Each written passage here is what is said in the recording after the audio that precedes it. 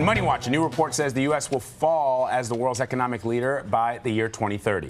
According to Standard Chartered Bank, China and India will surpass the U.S. as the world's most powerful economy. The study looked at each country's purchasing power and gross domestic product. So joining us now to discuss this new report and what it means, for the U.S., of course, is CBS News business analyst Jill Schlesinger. Thank you very much for joining us. Did you want to call me like Dollar Diva or something? I felt like you wanted to change my title. You in read that my moment. mind. You read my mind. Right? I was looking for something catchy in this Instagram, Twitter world.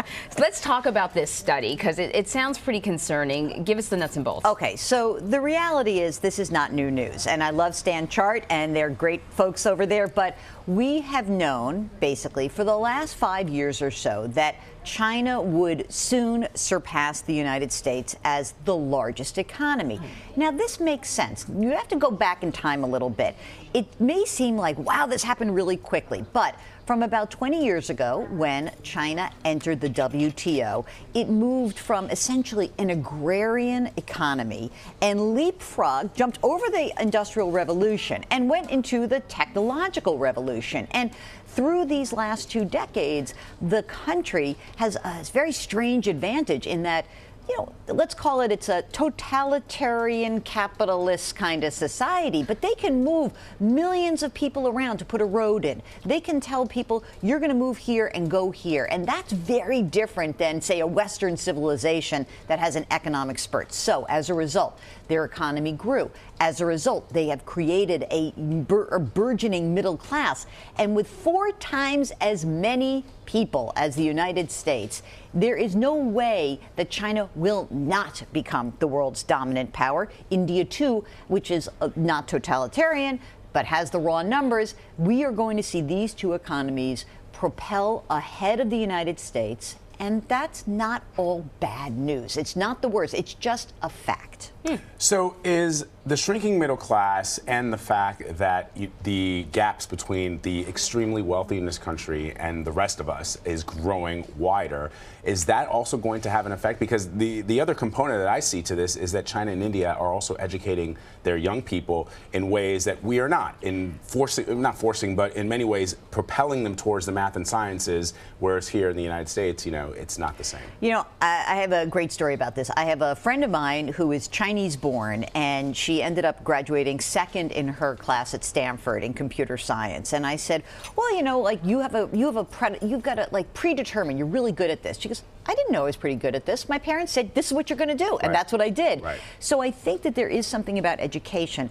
There is also something about the way that free trade operates in a global economy is essentially that the work will flow to where it's cheapest. And for a long time, it was cheap in China. So a lot of work went there.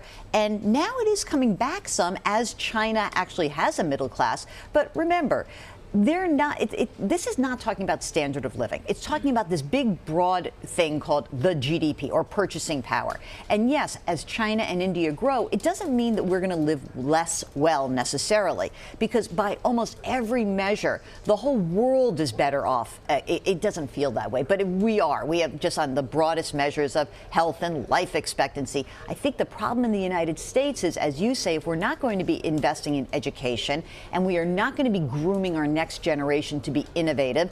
I mean, we just aired something on 60 Minutes last weekend about AI, and you see how the Chinese are using the ability to basically teach kids in remote places through AI. We are doing nothing like that. And I think that the fear that I hear from economists is not so much 1, 2, 3 ranking, but what are you doing to create innovation? And that's what we have to be thinking about in this culture. And that's what we have to be thinking about education and giving people opportunity. They use GDP. You sort of brought that up. Is that part of why some economists are pushing back that GDP might not be the most accurate snapshot? Well, you know, the funny thing is that we've had across the world a conversation about what is GDP. It is just this shorthand for how big an economy is, but it doesn't tell you a lot. And there have been many countries, Nordic countries, who have actually said, we want to figure out a better way to measure. And they actually incorporate happiness.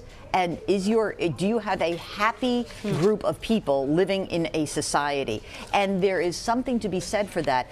Obviously, we know from almost every study, money doesn't actually buy happiness. Once you get to $75,000 or $100,000 in household income, that's where we find peak happiness in the United States. So for all the people who are going to yell at us for saying, oh, of course we know money can't buy happiness, think about this to yourself. What is it that is actually going to make you happier? How are you going to achieve? And what is it that you can do to help yourself financially? I really think the most important thing about any of these studies is don't go crazy. Britain and the UK before Brexit was doing pretty well as after losing its dominant position in the world, right? And so you can be like Avis. You can try harder and be number 2 and be pretty happy. I love Jill, it. always great to have you. Thank you so much for stopping by. Sure. I appreciate it.